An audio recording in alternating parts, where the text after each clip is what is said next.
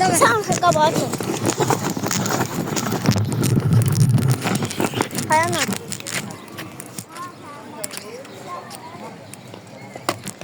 Emile sıra.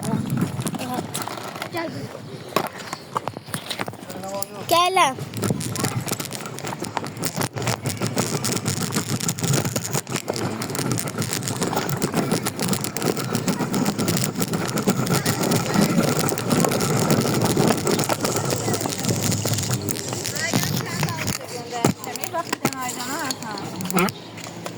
Saklayın. Aslı.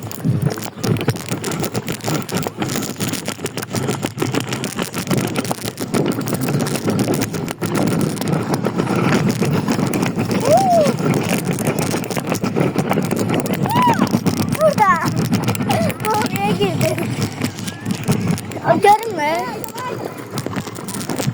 Telefon görünmüyor. Videonu dayandırıram.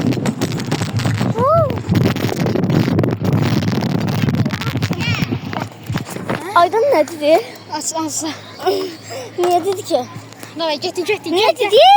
Uşaqlar arzu istəyir. Ay, bir daha söz.